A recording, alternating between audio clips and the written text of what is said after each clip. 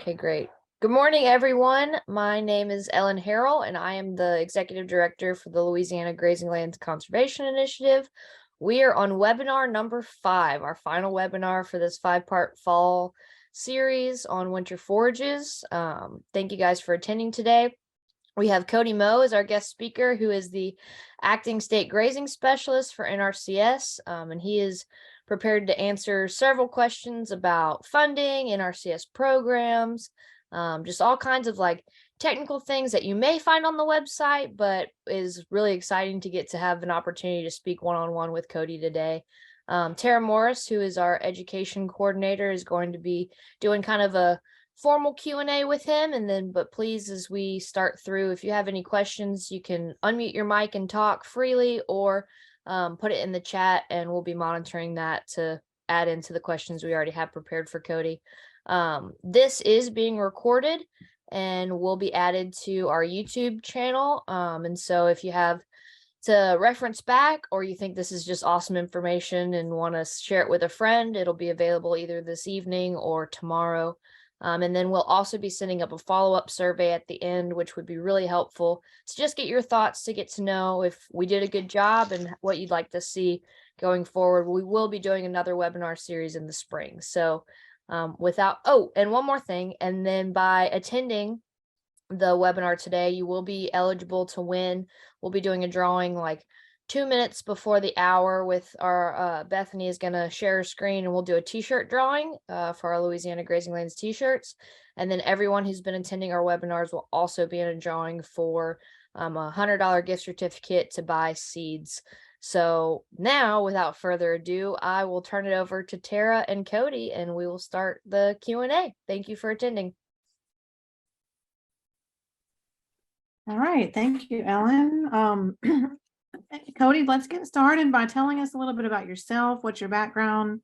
Are you a producer also, as well as an NRCS employee? Tell us a little bit about your position. Sure. Thank y'all. Appreciate y'all having me on today. So yeah, my name is Kody Meaux. I'm currently, like Ellen mentioned, I'm currently serving in an acting position. So it's a temporary detail that I took to the state office in Alexandria here for NRCS. Serving as the grazing land specialist. It's a little different than the formal title of range conservationist. But my day job with NRCS is in Crowley, Louisiana, in Acadia Parish, where I serve as a resource conservationist, basically a soil conservationist there. I've been with the agency roughly about 12 years now with NRCS.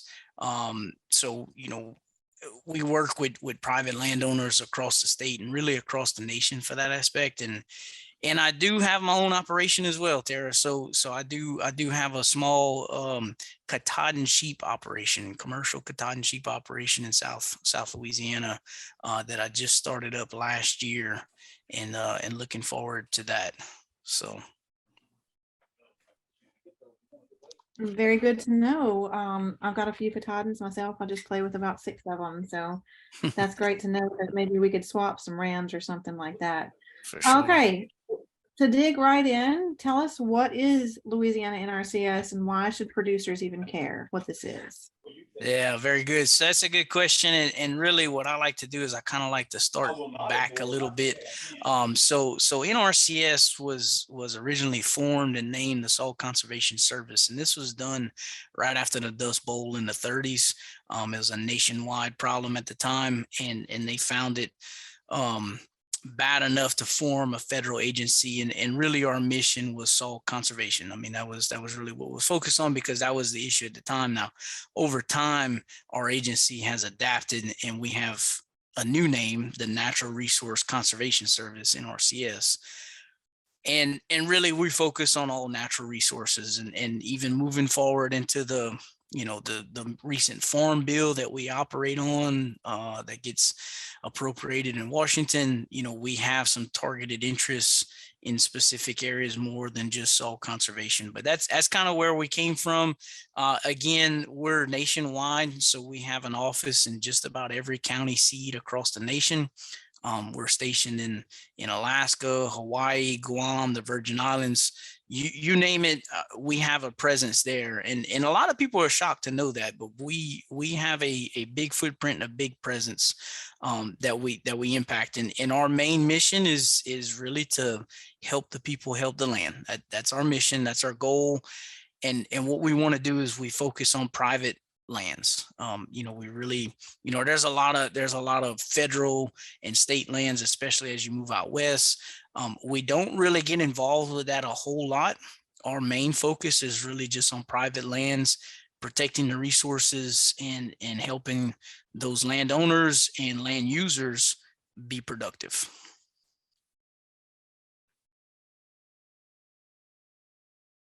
Very, very good information. So tell us why producers in Louisiana might care about NRCS. Why should producers know about NRCS?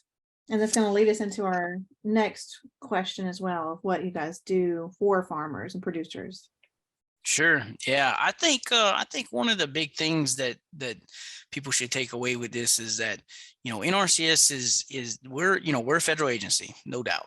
We're funded by Washington and whatnot, but we're one of the only federal agencies that have a unique partnership with salt and water districts. So salt and water districts were also formed in the 30s after the event of Dust Bowl, because the federal government realized that federal employees or federal officials should not be going on private lands just uninvited. And our agency is a non-regulatory agency, so we're not like some of the other federal agencies that are regulatory.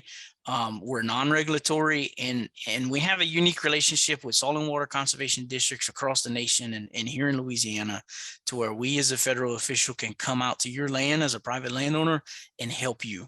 And that's important because anytime you have a concern, really, like in this talk right here, we're going to be talking about grazing lands, right? But we cover all land uses, whether it's non-industrial private forests, whether it's cropland, whether it's some kind of small agriculture or urban ag is kind of the new push now coming from Washington, whether it's an issue with that or whether grazing lands, we have something for you.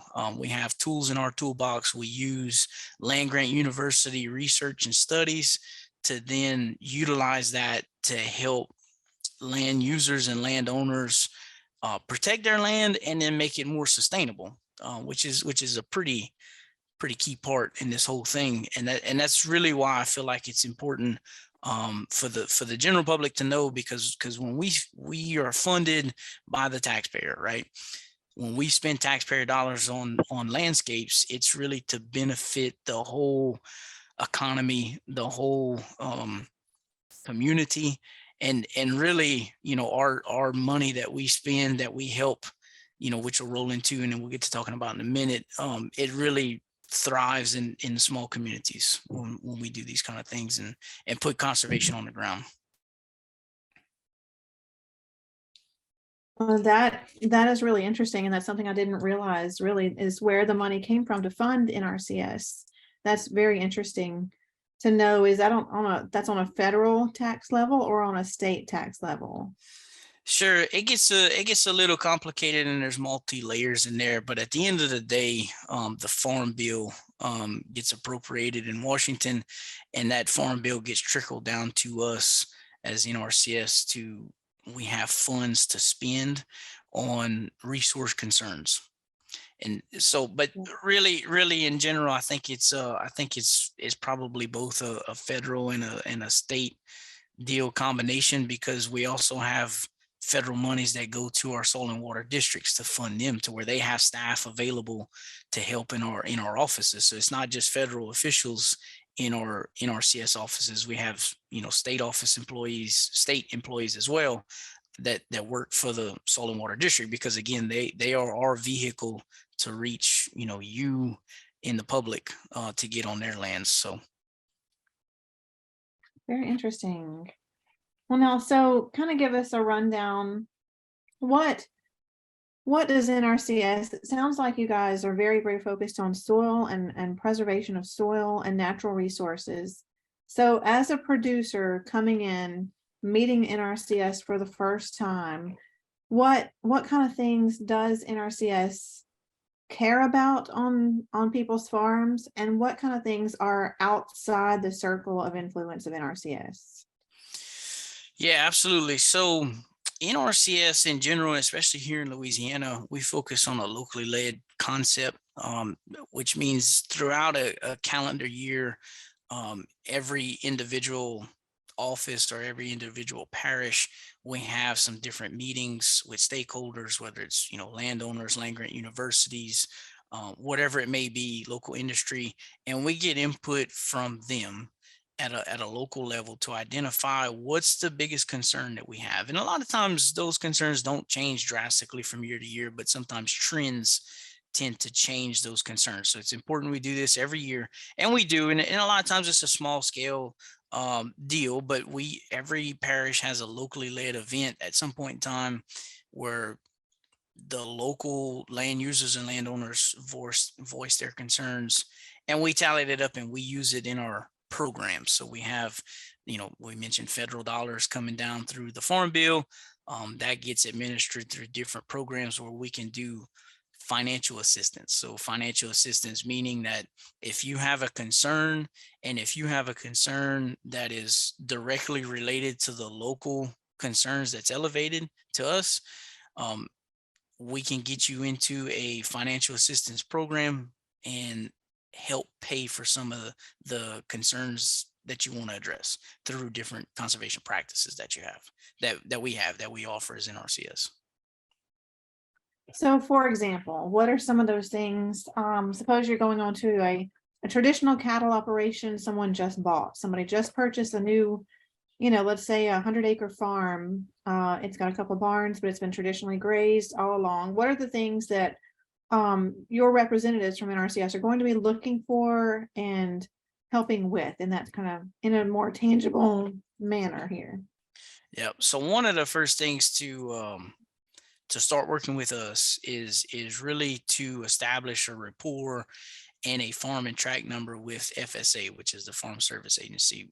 I'd venture to say 95% of the time we're co-located in the same building.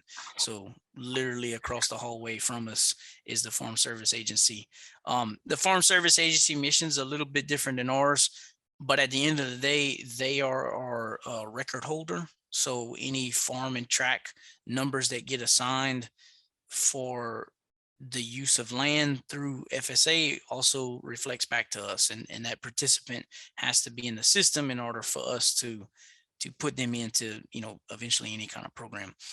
But really and truly, we help you through that process. So any parish office you go to, we help you through that process to line out the step by step, getting the farm and track number established. And then FSA also has other programs as well, especially for grazers that you could be interested in. If you're interested in that, you could definitely sign up with them for some assistance programs. Drought assistance is one of them that they have. But anyway, after that's done, or even before that's done, really just starting to build that relationship with the local office, the soil and water districts there. Most of the time we have a secretary on staff that you'll probably run into first. And then of course we have other staff in that office, NRCS or conservation district. And one of the first things that we like to do is get a map, and just an aerial photography of the land, and kind of get a feel for the layout of the land, the shape of the land, the topography, the different soils that you have on there. And then we start using our technical expertise to kind of help you through the process. So, if you got a beginning, if you're starting kind of fresh into the cattle business, or whatever it may be, and you're picking up pasture that's already been grazed, one of the first things that I personally like to look at is look at the different soil types and the topography of the land, and figure out where drastic changes may take place. And then that really leads into how we can particularly manage that pasture a little bit better. Can we put some subdivisions of fences to isolate different soil types or different production classes for that forage? When we do that, then we also got to consider water. Are we going to have water available in every pasture that we potentially subdivide? What type of water? Is it coming from a well source, or is it coming from a municipality? We can work with either one. If you don't have either, I mean, there's possibly some assistance that we can help with drilling a well for livestock water and then conveying that water. So a pipeline, to put some pressure in a pipeline and put it to a storage facility, a water trough, what we call it. And then we also look at forage quality. What type of forages do you currently have? What is your goals? What kind of animals are you going to be running? You going to be running stocker calves? Are you going to be running a cow calf operation or even sheep? Different types of different species. And we take all that into consideration to kind of help build a conservation plan. And that's really one of the first steps, is really just building a plan. And it's a plan of action that NRCS and you as a landowner or land user have equal parts into. But at the end of the day, the plan is your plan. And we write that plan for you based off of your particular place, your particular set of goals and objectives, and where you want to see that go. Then if you want, we can take that plan and break it up into chunks or take the whole thing and enroll it into one of our conservation programs. And like I mentioned earlier, our conservation programs are a financial assistance program where you would apply for assistance and then get evaluated based off of the concerns and the practices that you wish to do at the time. It goes through a ranking process, what we call a ranking process. So we rank everybody in the same land use category. And then the people that address, typically if they address more than one resource concern, say like forage quality, animal health, soil erosion, and if those resource concerns are a target in your parish, then typically you get elevated to the top and have a better chance for getting funded. And then there's a whole process, that goes into that. And then the whole process of once you're funded, by following a schedule, to complete these things. And our costs, our financial assistance is a reimbursable cost. So, basically if we're looking at subdividing a pasture in half, say one fence we put in, we plan it out. You have a footage, you have a materials list, what it's required, the specifications to install it. And then once you install it, we check it out to make sure it meets all of our specifications that was agreed to. And if it meets, we do a reimbursable payment to you. Those payments kind of vary from year to year. We evaluate them once a year, but really what it's designed to do is designed to offset the cost of that practice to address a concern. So a lot of times we will say, or you will hear in the local NRCS office, they'll say like a 75% cost share. That's a rule of thumb that we go by. What it is, it may cover all of it. It may cover 100%. It just depends. It's really case by case and farm by farm and year to year. It's really hard to give a solid answer on that. But at the end of the day, our assistance is to help you as a producer offset the cost of that practice to address a concern. And really and truly, it's a huge help. It's a huge help if you think about starting a new cattle operation and all the things that goes into setting that place up for rotational grazing, doing some management, specific management grazing. There's a lot of infrastructure that needs to happen, right? I mean, you need to have water in different pastures to rotate. You got to have fence to subdivide them off so you can lock them in one place and graze them and then turn them into another place and let it rest. And, all those kind of things, it's costly, especially in today's times. So, our assistance, and I feel this from a personal level, is very valuable, very valuable. Awesome. Yeah, that was super thorough. You answered about 3 of my questions right there. Yeah. Great. So I know you mentioned cross fencing as part of the deal that you guys can help with, and water systems. Can you tell us maybe some unusual programs or within, I'm assuming we're talking about the EQIP program, which you've given me a hard time about how I spell the acronym. NRCS does love their acronyms, but man. Can you tell us maybe some unusual resource concerns that might be addressed that a landowner might not think of or a land user might not think of? Yeah, absolutely. Yeah. So I guess I forgot to mention that. So the EQIP program is all, what we've been discussing previously. EQIP, the EQIP acronym is EQIP, and it is Environmental Quality Incentive Program. So like I mentioned earlier, it's an incentive, right? It's an incentive to adopt a practice and things like that. And, Terry, you're not the only one. We get it all the time. They do the acronym like equipment acronym. So, but Mhm. it's fine. It's fine. We're good with that. And again, we talked about, animal health and then forage health, but a lot of times, we kind of overlook or it gets overshadowed. Um, what I like to call, and this isn't my term, but the herd below the ground, right? So feeding the soil biology, feeding the soil microbes, feeding the soil critters below the surface of the ground. And NRCS calls that soil health. And it's something that we've done for years. I mean, this is not new technology. This is not a new practice. This is something that, your dad and granddad and grandmother had practiced long time ago, 100 plus years ago, before the advent of commercial fertilizers. We used leguminous plants to interseed to fix nitrogen for warm season grasses.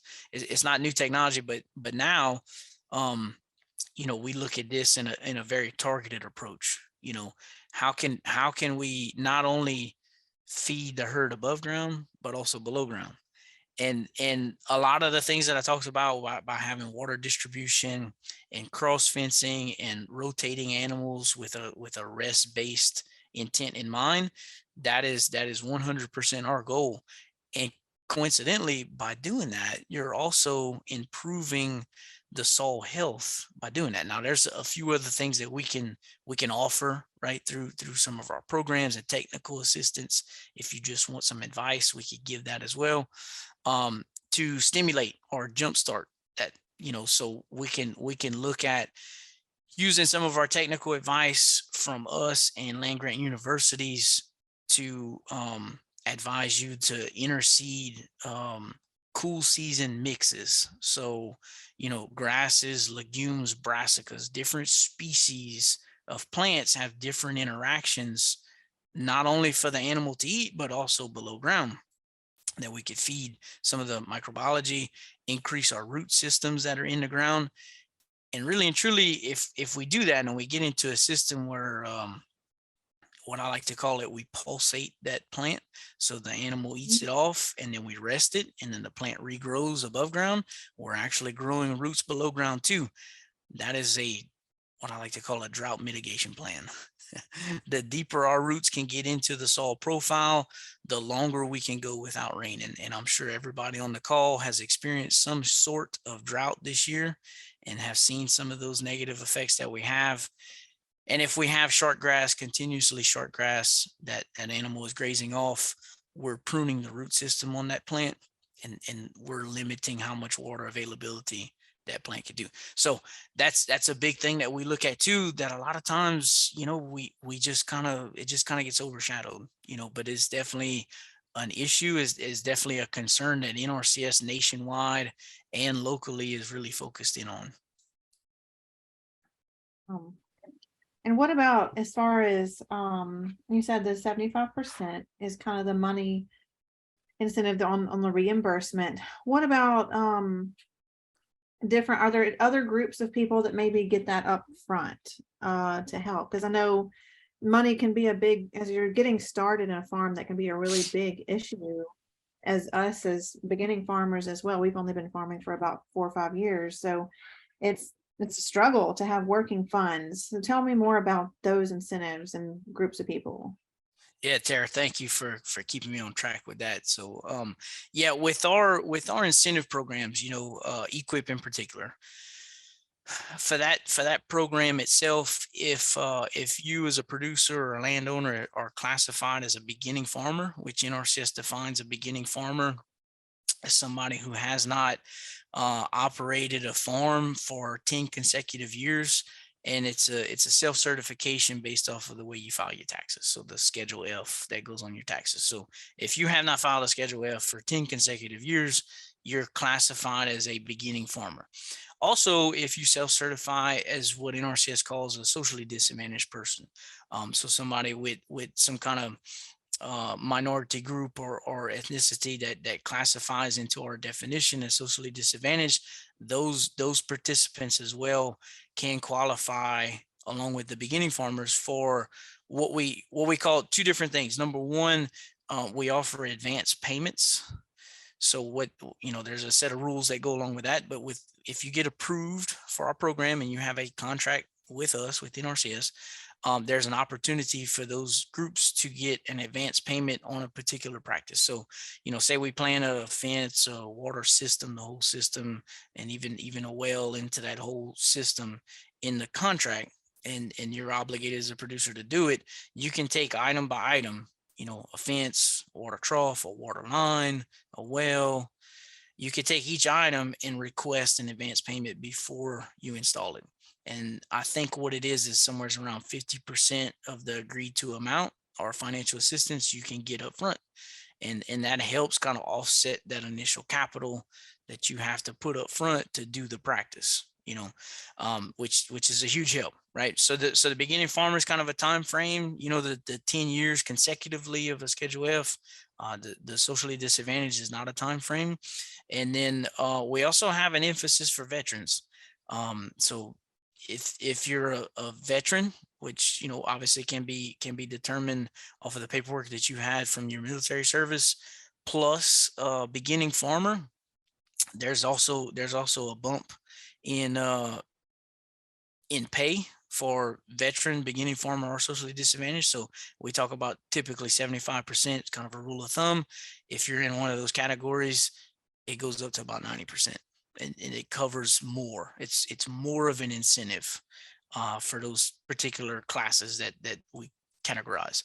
Along with an advance payment, it's a lot of help that we can offer, upfront, and then also just offsetting the cost of everything. So Great. if you don't mind me jumping in, kind of on the other side of that beginning farmer qualification, can anyone off the street just apply and call NRCS and say, hey, I want to farm now. Can you fund my fences?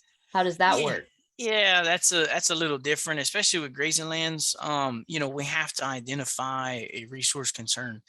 We as NRCS, we're the technical experts in this field, for soil conservation and resource concern, addressing those things. So we really have to, the NRCS personnel really have to identify that we have a concern out there. Is it a grazable unit? And that could be defined in so many different ways. And it's a case by case system. I mean, we really just have to play that by ear. Every farm, every ranch, every producer is different in their own unique way, and we value that, and we really want to give you something that's tailored specifically to your place. But at the end of the day, we don't have any kind of stipulations on you have to produce a certain amount of product or a dollar value on your product. That was something that we had in the past, but in the last 5 to 8 years that got removed. That kind of stipulation got removed. And what it does is it opens the door for some of our small farms to be able to come in. But again, with the help of FSA, they're kind of our sister agency.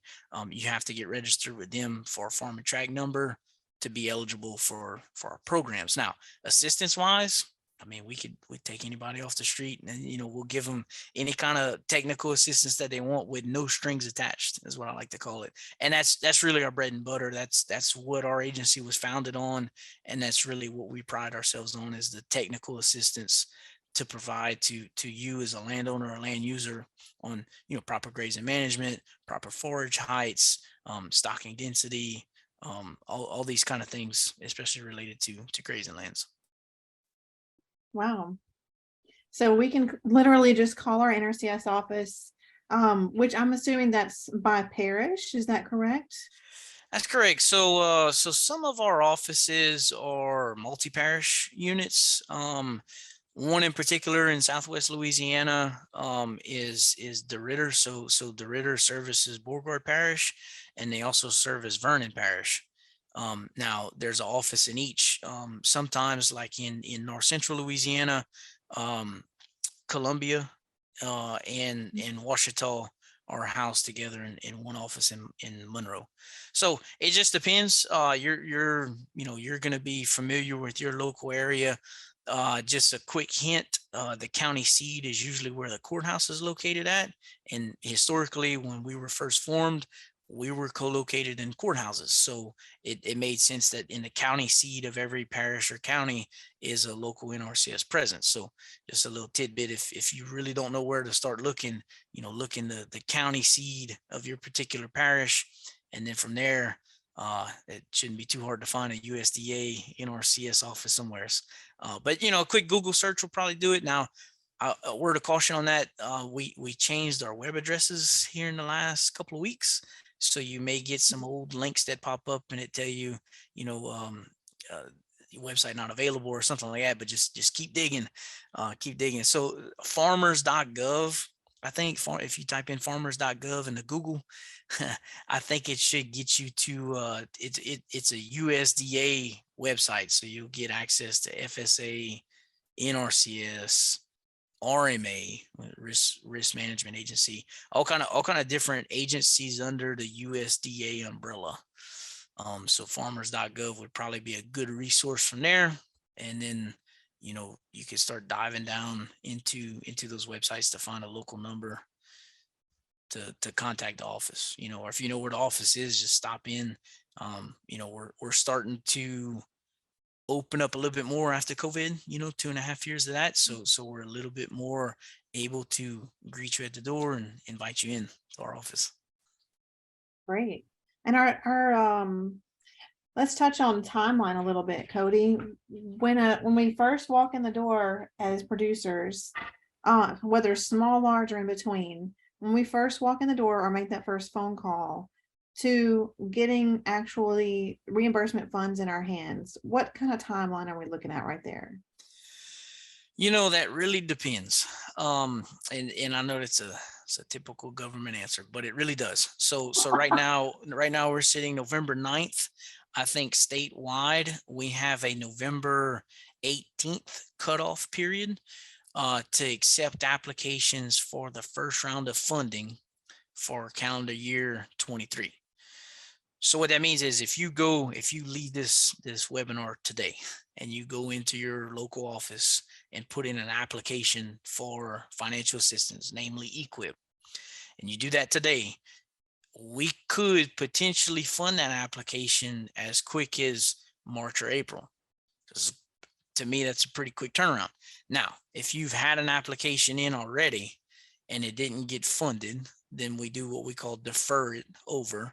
So we put it in a holding pattern. Everything stays the same until funds are available again. So in that situation, you may be looking at, 18 months or more before the application is funded for you to do the work that was agreed to. So it really depends. It really depends on when you get your application in. Say you missed the 18th cutoff date, November 18th. If you miss that cutoff date and get an application in the next week or the week of Thanksgiving, say, that application is going to be in the second round of funding for calendar year 23. And depending on your parish office there with NRCS, we may have quite a few backlogged applications and we may not get to the second round of funding for 23. So it may be over 24 months before we can evaluate it and then potentially fund it. So it really just depends on where we're at in the queue. We try our best to get to as many people as we can statewide, but I guess as job security, we have more requests than we have funds. So, and it's just, it's hard to have that conversation. I have to have it quite often in Acadia Parish where I work. We have a good backlog of applications that we just can't get to. We just don't have enough funds to get to everybody. But we try and we do make a good effort to make sure that our taxpayer dollars that we're entrusted to spend goes to an application that's going to address multiple issues at one time and is really going to benefit the whole ecosystem and the whole community. Great, great. So we can walk in before November 18th and hopefully be considered for the first round of funding. And it is based on the number of environmental concerns that we are able to address on our application. Is that for multiple farms or just one farm? Can you combine farms for that? Sure. Yeah, we tend, we tend to want to try and put as much as we can into one. At times that gets kind of limiting, especially on large acreage. The amount of cost share that's needed to fund something like that sometimes hinders you. It's really a case by case basis. I would ask those questions directly to your local NRCS staff or soil and water staff. What do they feel like would be the best opportunity? A lot of times with livestock operations in Louisiana, I would say the vast majority, it's not going to hurt if you wanted to include a couple of ranches on one application. They could be scattered across the parish. Now, a word of caution: if you ranch in multiple parishes, wherever that land is physically located for EQIP, you really need to go to that particular parish, especially if it's a different servicing office that handles that. We're restricted on political boundaries at some point, but overall, if you have a couple of different ranches that you want to address the concerns on that at one time, we can put it all into one and make a good big conservation plan and potentially elevate that towards funding. Or what I personally like to do is I like to take it one step at a time, right? I like to try and work with one particular ranch at per application, just to where we can be a little bit more um concise as far as the work that we do, and we're not, the last thing that we want to do as NRCS is overload your plate. So if this is a side business for you, like it is for most in the state, we really want to make sure that you have enough time and enough capital to achieve the goals that you had originally and not get too spread out. Because we do have some timelines that we have to follow when we're in our financial assistance programs. We have a few things that are detailed, and the local office can detail that for you. As far as the timeline to complete practices, we have to kind of keep things on a schedule. So Great. Well, I know I've been asking a lot of questions, and Kody, you've really answered a lot of them before even having to ask, which is wonderful. Does anyone else have some questions to throw in here? We've kind of gone through 30 minutes or 37 minutes of Kody and I talking. What other questions do we have? Maybe in the chat, or you can unmute yourself and speak up.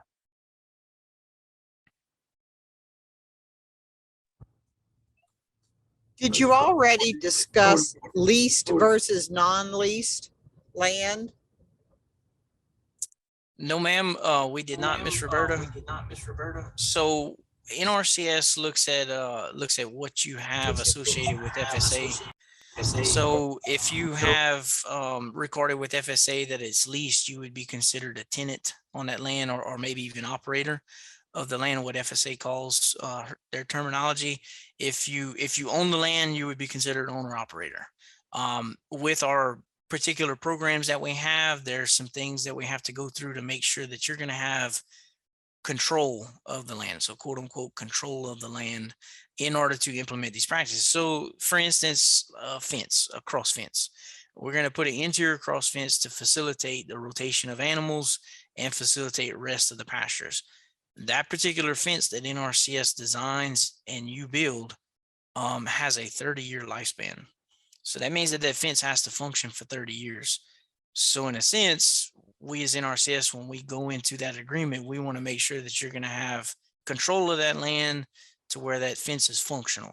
Now, that's not saying you have to have control for 30 years. We typically look at control between 3 to 5 years, just to where we can assure that we spent taxpayer dollars on that particular practice, a fence in this example, and that it's going to get utilized for a set amount of time. So, again, that gets into some other particulars that you could go through with your local office, but in general, we do have to consider ownership or lease of the land whenever we're looking at these programs, because we got to make sure that we're putting this in place and it's going to be there for a little while to get utilized. Yeah, I just wanted to highlight the fact we have been landlords and had our tenants get NRCS contracts for wells and cross fencing on land we lease to them. And they absolutely improved the land. Yes, ma'am. They Absolutely. Kody, let me ask you, how does NRCS determine programs, for example? And when I say that, let's talk about, you mentioned fencing. So you come in and build fencing. And I know that they have specifications for that. How do they determine those specifications? How does that process work?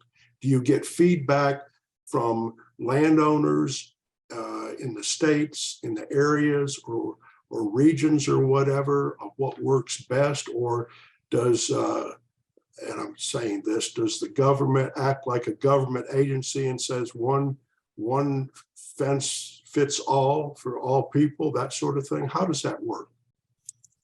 Yeah, Mr. Dave, that's a good question. So, we have a national office in Washington, D.C. that kind of dictates some of the specifications that we have to follow as states. What they try and do is they try and make it broad, and then each state kind of narrows it down to a point where it's more applicable to the state. When we're talking about fencing, we have different types of fence, different materials that we can use, and it's chosen by the individual participant. So we could do a barbed wire fence, we could do a net wire fence, or we could do a permanent electric fence. So those are the three most common type fences that we implement on grazing lands, and that's an individual decision on what type of material they want to use. But you are correct. At the end of the day, when it comes to fencing, at least, there's only one way to build a government fence within NRCS. And I jokingly say that with a lot of my participants, but it's true. We have some pretty strict specifications to follow.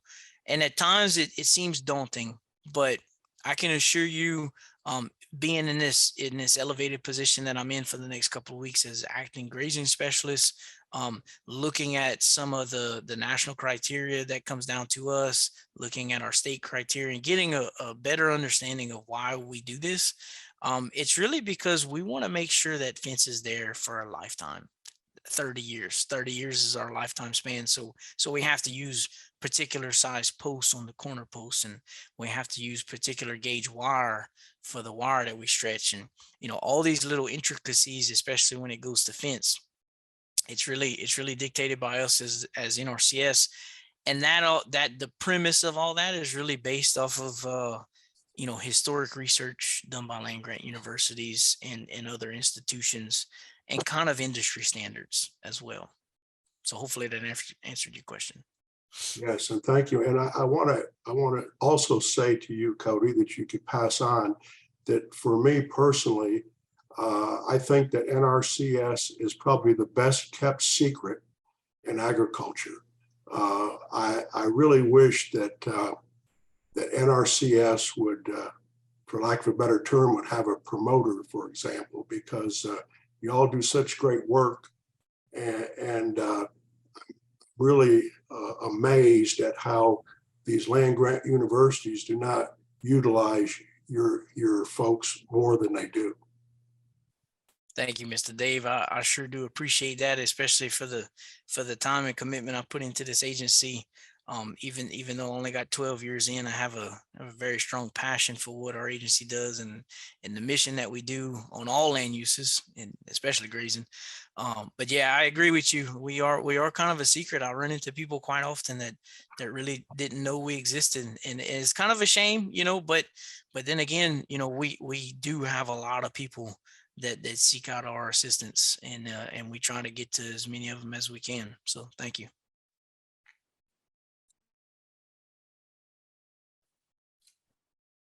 Kody, it looks like we have a question in the chat from Pat Bagley.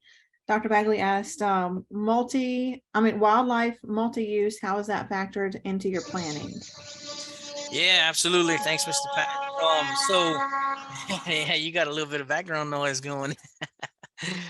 So yeah, absolutely. And that could be another thing that is sometimes overshadowed, like we talked about earlier with the soil health aspect. Um, what what I've seen personally and professionally, and what I've read in literature, is that when we implement good grazing management, and it doesn't matter if we're in Colorado or if we're in Cameron Parish, if we implement good grazing management and really treat our forages with rest times and let them recover and grow, we will see an increase in wildlife, whether that's bobwhite quail, whether that's insects, butterflies, um, migratory songbirds, whatever it may be.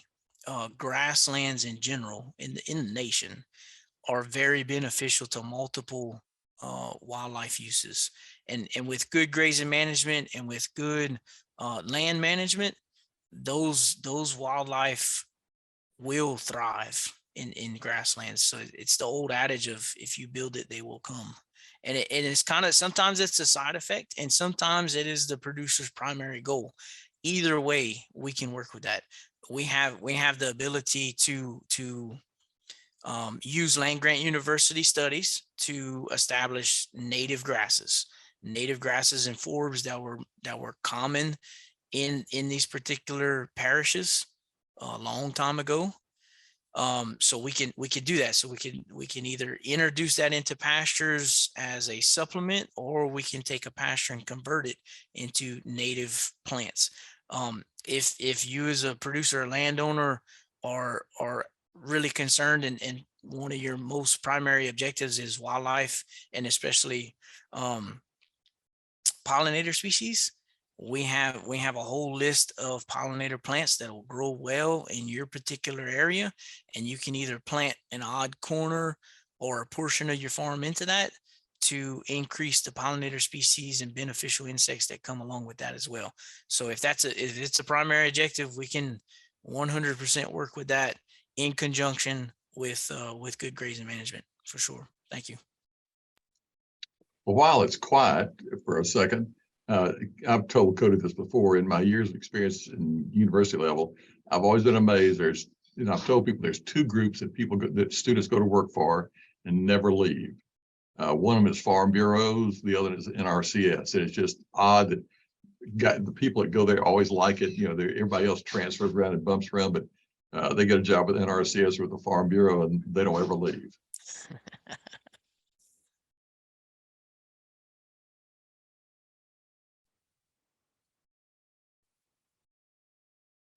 Kody, can you tell us a little bit about, these are two different little small groups of people who would try to call NRCS, and I don't know the answer to this question.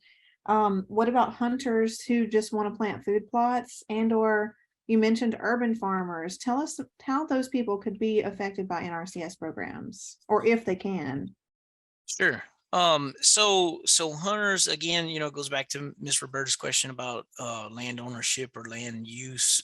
Planting food plots, listen, we have some technical expertise. We can help them in providing them different species, different based off of soils tests. We can look at their soils tests and fertilizer recommendation and kind of get them a game plan of what would fit best for their food plots. We also have wildlife biologists on staff with us with NRCS that we can utilize to get them to come in and look at these particular food plot areas that they're trying to do, or maybe focus in on more some natural vegetation where they can manage that a little better for wildlife food.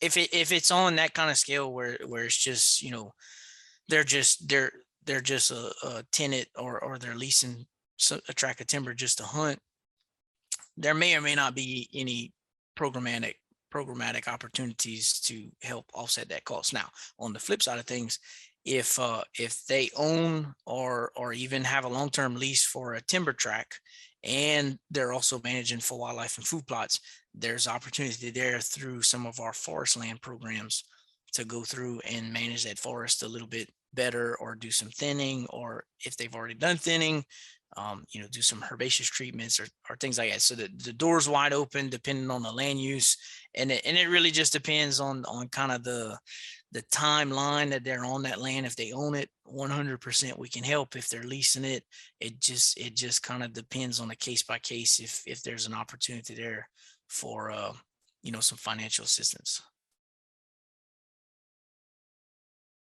And what about the urban farmers, neighborhood dwellers, people in Baton Rouge, Shreveport, in city or neighborhood situation but they want to start a small farm or just improve their backyard. Where are the boundaries there to define that? It's a good question. So it's been a big push recently, and I say recently, really the last couple of years, coming down from national headquarters in Washington to the rest of the nation. And NRCS has put some priorities on urban ag or small scale ag. We've always had the premise there, but again, it's kind of new territory for us in general. Okay, especially for me, it's new territory for us. I mean, historically, we have looked at working agricultural lands, not necessarily urban environments.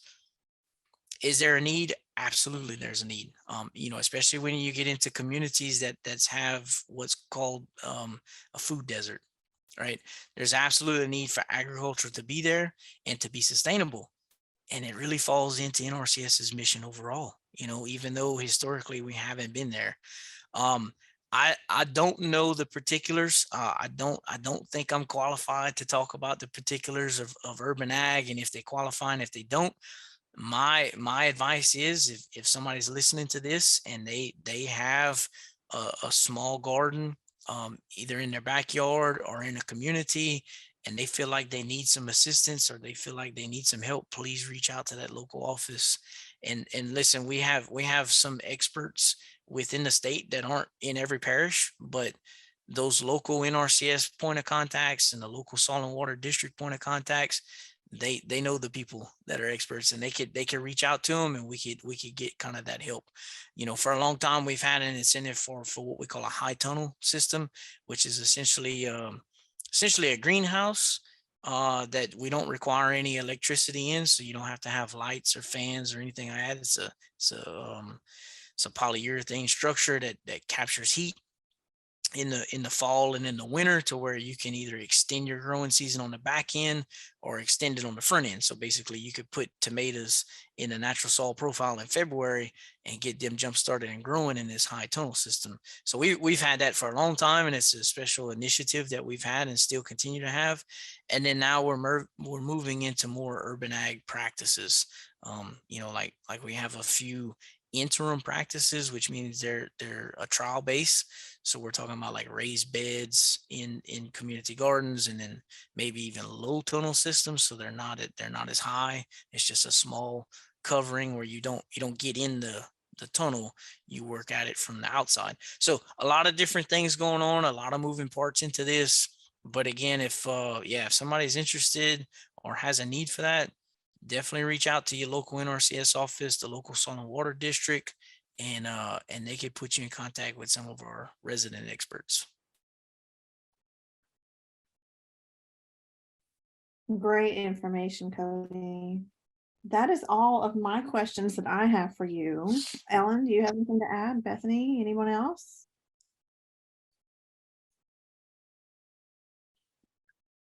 No, I think this was very thorough and full of really great information. I'm looking forward to all the folks that are going to get to listen to this in the recording, as well as those that are here today.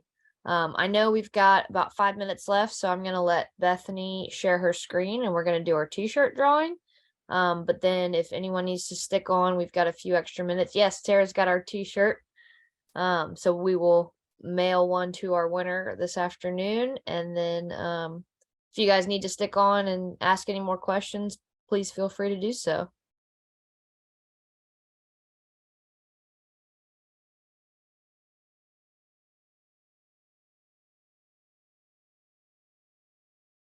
All right, great. Congratulations, Tanya.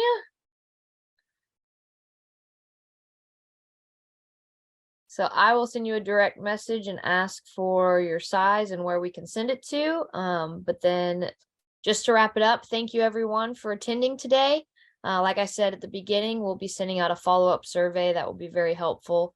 If you could complete that as well as a link to the recording. If you guys need to stick on for a few more minutes to ask questions, please do. But this concludes our Winter Forge webinar series. I hope you enjoyed it. And we do plan to bring this back in the spring. So be looking out for those dates probably in the new year. So thank you, everyone. And I hope you have a great afternoon.